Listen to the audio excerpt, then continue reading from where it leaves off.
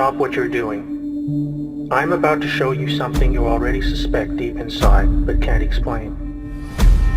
The United States of America is currently in the midst of a war.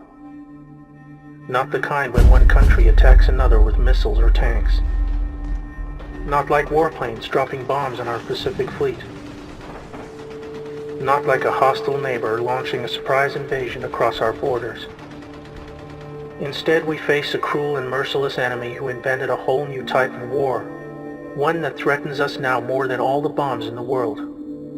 They are motivated by pure greed and inconceivable cruelty, and have been silently reversing all that is good for so long that we became lulled into a state of self-destructive compliance, while they tore us apart and robbed us blind.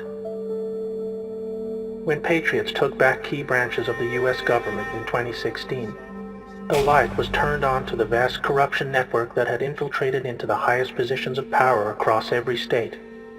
Only then did ordinary citizens begin to realize how close we had come to the end of it all. But first we must endure one last painful battle that will touch every citizen, no matter who they are. Right now the country is being torn apart by the biggest political hoax and coordinated mass media disinformation campaign in living history. You may know it as COVID-19. Let me tell you a story. In 2015, as directed by the globalist criminal corruption network known as the Deep State, President Barack Obama authorized millions in funding for the Wuhan Institute of Virology, the location now understood to be the epicenter of the COVID-19 outbreak. The research carried out here was to provide the agent for a global biological attack on a scale never before seen, one that would be timed for release within an election year, starting the very day unsubstantiated efforts to impeach President Trump fell apart. With their base of operations in the Democrat establishment, the Deep State Shadow Corporation embarked on a coordinated irregular warfare insurgency with multiple aims, all under the cover of a global pandemic they themselves manufactured for this purpose.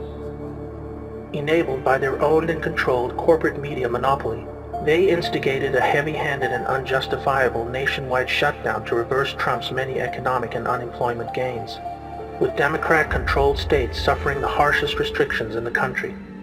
Trump's energetic rallies were halted, hiding from view the surging nationwide passion for his galvanizing message, while Democratic presidential frontrunner Joe Biden was able to avoid interviews and debates where left-leaning voters would not be shown his obvious inability to govern, or the emerging Ukrainian bribery scandal that earned his family millions in illicit kickbacks by abusing his office.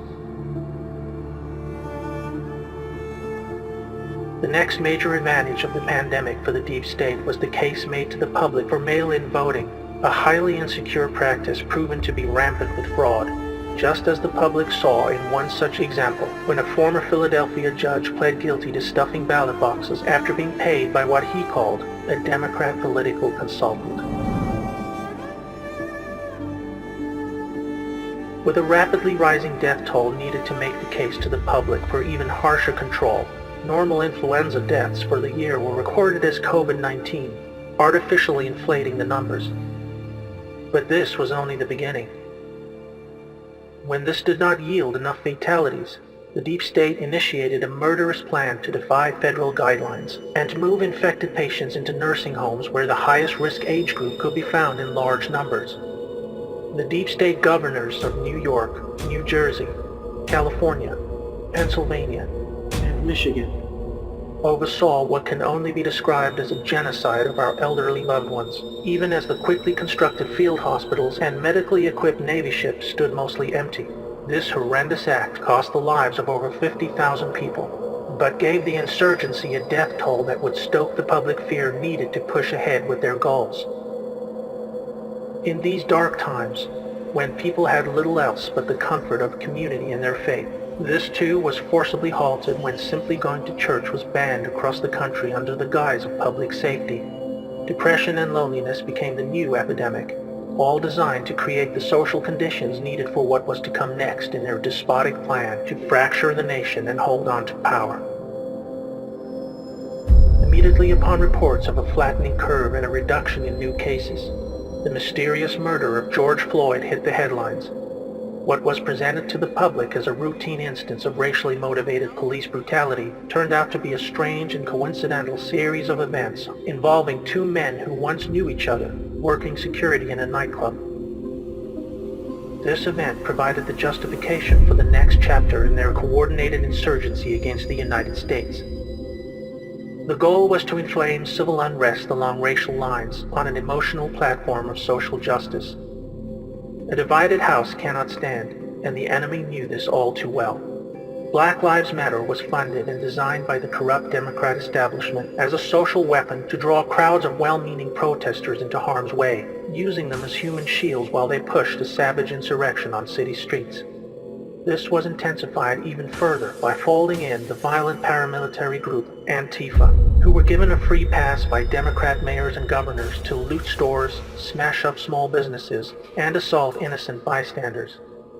The public were shown in explicit detail how Democrat leaders refused to protect local citizens, choosing instead to provide an open road for the anarchists to destabilize civil society, allowing the innocent to be indiscriminately injured and terrorized.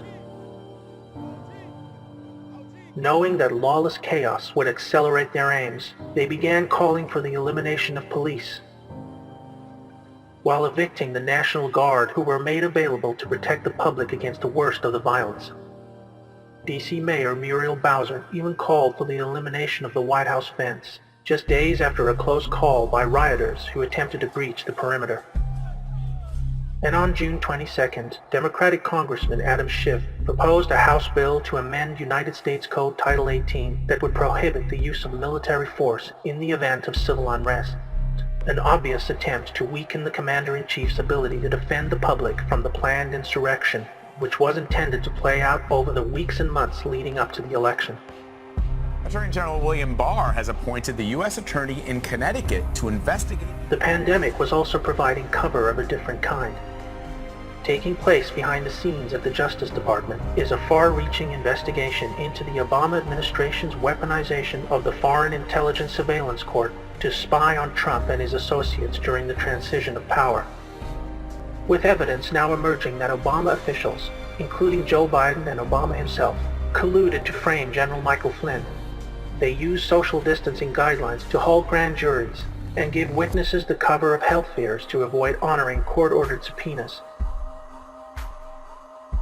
What you are witnessing is the dying breaths of a hidden enemy responsible for over a century of embedded corruption that has been slowly destroying our republic from the inside.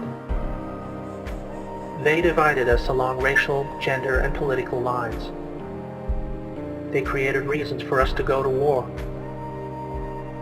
They made international trade agreements that brought us no benefit, but allowed them to steal our vast wealth, driving us into a state of perpetual economic decay. They flooded our streets with deadly drugs to manufacture a devastating epidemic of addiction and mass incarceration. And they did it all with impunity while their completely controlled mainstream media assets kept us distracted and focused on everything else except our one true enemy. The 2020 U.S. elections are like none we have ever experienced. COVID-19 is being sold as a natural event, but we see now it is an attempt by enemies of humanity to hold on to power. After November, they stand to lose it all, but they will do everything to keep the crisis alive and the people in fear. To win, we must remember what made us strong, so that true justice can finally return to what is, and always will be, the most exceptional republic ever to exist in all of human history. May God bless America.